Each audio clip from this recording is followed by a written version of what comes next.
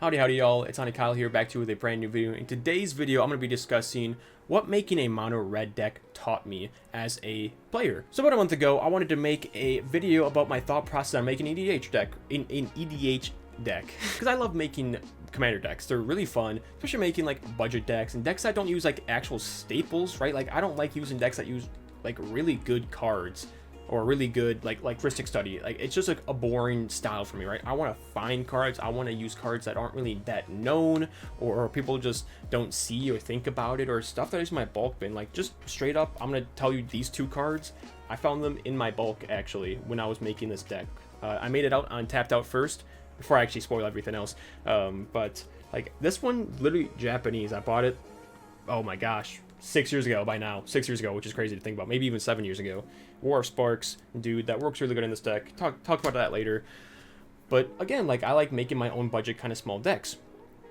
And I guess after, you know, looking into like, okay, I really like using monocolored decks, and I think that's a really good way of like making it budget too, because you don't got to focus on the land as much, right? And what kind of thought me and got me this path was like I already have two monocolored decks that I made the last couple months here. I think I made Shiri Shizu's Caretaker in about October, just because it was spooky season. My very first monocolored deck in Commander, I should say, which I didn't think it was gonna, I don't know. To me, like personally, monocolored just doesn't sound fun, but after it, I really started liking it. Like I got so many cheap commons and like one drops that just like go super hard in this deck, and it's so weird, but it like really encapsulates what black is about, and it does it so efficiently, just being a monocolored deck. And then of course I have Philia. It's a corgi. I love corgis. It's a stacks white deck. I can't lie. same old, but like super fun, right? Like these monocolored decks are actually a lot of fun, and I love corgis, so there we go. But with this new deck, I really wanted to challenge myself and make it so like the thought process I could really break down as I was making it to make a better video about it, to be honest. Blue personally would be way too easy for me. I already can vision a deck right now for it. Maybe in the future I'll do it. Who knows? Keep that low key for now. And green is just the color I kind of find the least enjoyable, to be honest. So I was like, all right, mono red time, right? Let's see what we can do for mono red. Again, I want to challenge myself, not do a commander that's already been used a lot of times. I wanted one that isn't even a powerhouse necessarily, like one that in itself doesn't do me much game plan wise, if that makes sense.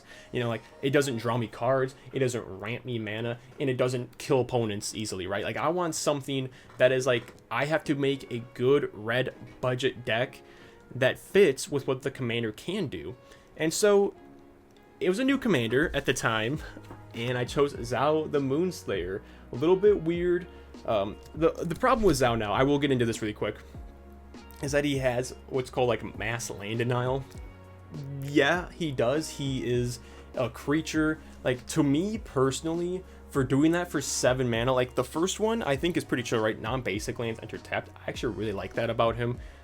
I don't think he even really necessarily, like, I think 7's like a lot of mana, right? Especially on a creature. Like as soon as you say, oh, I'm gonna put a conquest counter on him, Swords to Plowshare, 1 drop for your 7, you know, I think it's completely fine, honestly, at 7 mana for like pretty much any bracket besides 1 or something, you know. That's what I kind of believe it as. So me personally, I think it's fine, and I really didn't want to make more Blood Moons in there, or like any Blood Moon effects to put more of that in there. I was talking to the guy at the local GameStop when I was kind of making at this local game store, and he was like, oh, you should add your own Blood Moon and this creature that's Blood Moon too. And I'm just like, I'm not trying to do that necessarily. I want Zhao to do it just because he's the guy to do it. And plus, if I have like other Blood Moon effects and like Ruination in there, I'm not trying to sweat that hard. I don't think it's supposed to be a bracket 4 deck, right? It's more so like I don't want to get targeted, because if you're a person that doesn't have any basics in their deck, which I do know somebody that doesn't have a single basic in one of their decks, and if he's facing me with that deck, he's going to try to kill me as fast as possible because he knows that I have Ruination. He knows that I have a Blood Moon. Like he sees it on Zhao, he's not going to be as worried because that's a creature that he can get rid of at any point of time, right? So you kind of are a threat when you have Zhao on the field, but if people know you don't run Blood Moon and know that others junk in there, you're not going to be as much of a target as they want you to be, if that makes sense. Anyways, so I started cooking with him, and I used Tapped Out just to see what I really wanted him. And first thing I always do is check out what I do to draw. There's 2 draws in red, which is 1 impulse draw, exiling cards you can play this turn or maybe till the end of next turn. Sometimes you can get that effect, or it's the looting effects, right? To cast this, you need to discard a card, and then you draw 2 cards. Or like they have like the new ones that are just, you just discard a card and you draw 2 anyways, and it's not part of the casting cost, which is technically more balanced, I suppose, in some aspect, right? But anyways, like those are the two different kind of draws that are in mono red. And at first when I made it on Tapped Out, I made it a little bit of each because I really wanted to see what I really wanted in a red deck. Step number 2 in making a deck, the strategy. Okay, well, you read Zhao and he is pretty much a stacks piece, right? Like slow down the opponents. Okay, fine. Let's do Winter Moon, Graph-Figures Cage? Graph-Figures? Something like that. Damping Sphere, just the basic stacks pieces, and especially when you can find Reckless Handling in the deck too, which can get you an artifact, which, hey, like, Scryfall is great. I just type in search library, right? Mono red commander, you hit search and you just like go through the list. Oh, artifact guy that finds my stuff, let's go. Like that's really cool for that, right? So like a little stuff like that really helps out. Boom, stacks. I got the strategy.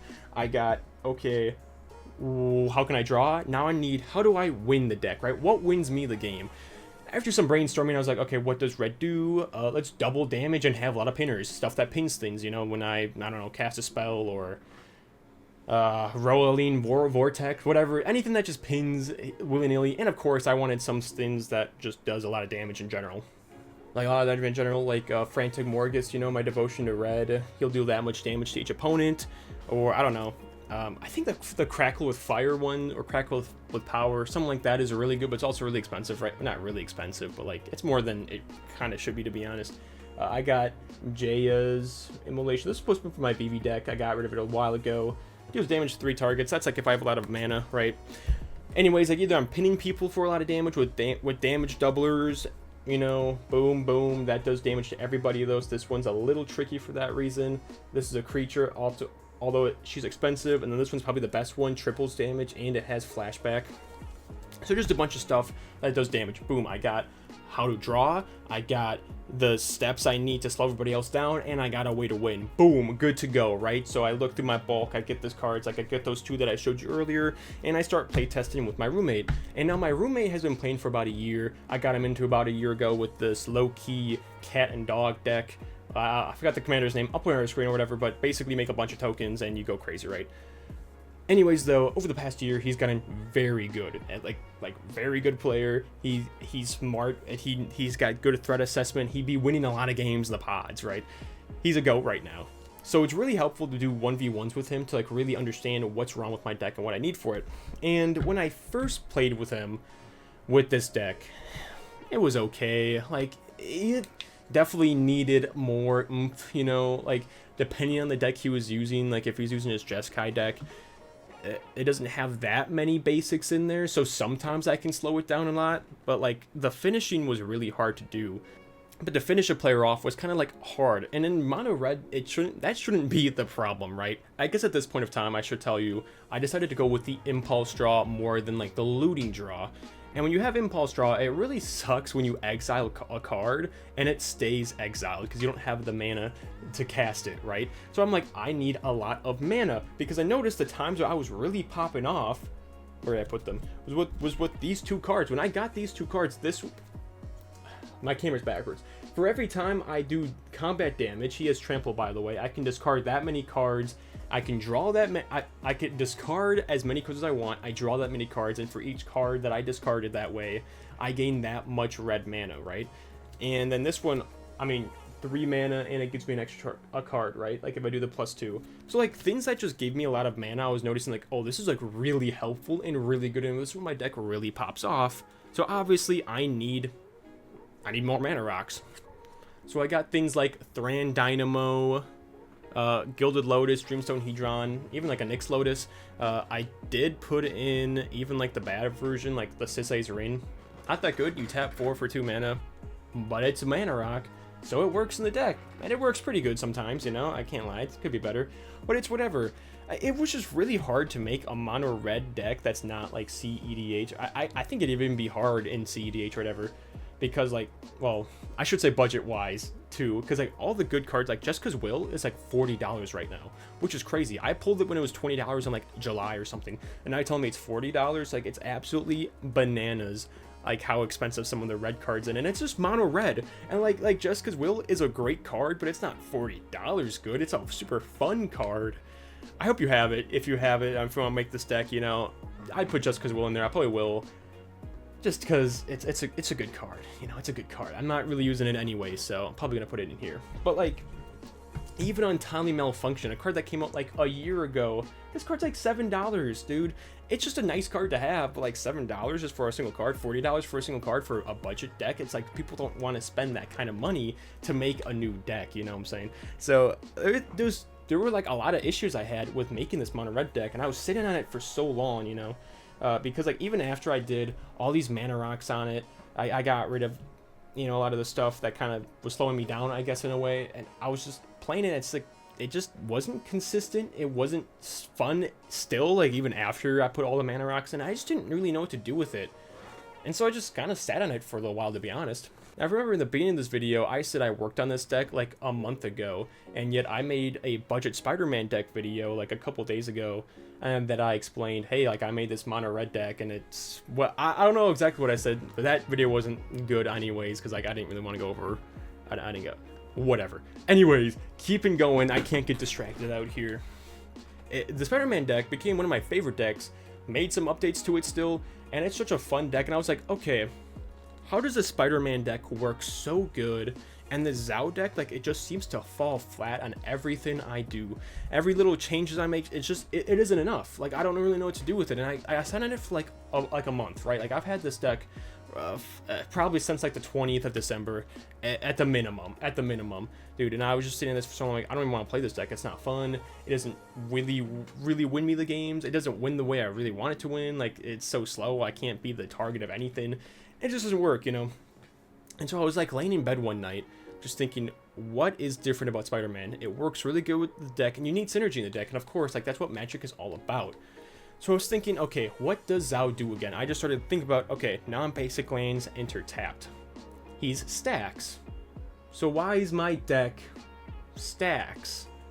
And now that kind of sounds weird to think, why would I have this guy as my commander and not run a stacks deck? And it got me thinking, why do I have stacks in here when the commander does the job already that I need him to do? The whole point of Zhao is to slow the opponents down.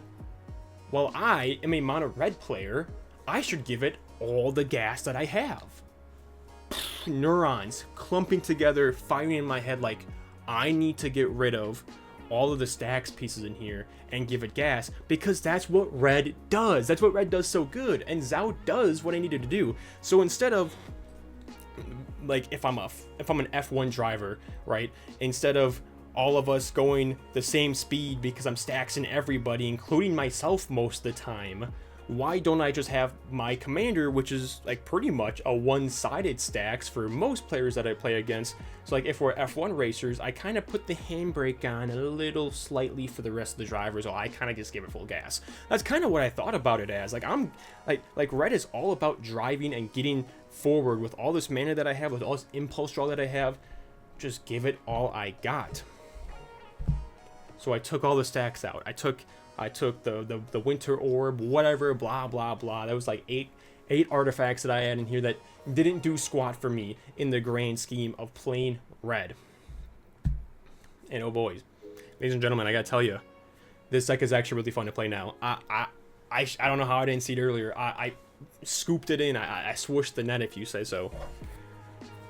We got cards like Apex of Power in the deck now. If it was cast from your hand, oh my gosh, I actually never noticed if it was cast from your hand. You had 10 minutes, so if I exile that, don't play that. But anyways, though, like just being able to get 10 mana and then exiling 7 cards from the top of your library, really nice, especially when you pair it with something like Flare of Duplication. Listen, I'm telling you, like I said, Zhao's only there to slow people down. On turn 5 or 6, if I don't see any reason to get the Conquest counter on him, or he's not doing anything anymore, I'm sacking him. I don't care if people destroy him or not.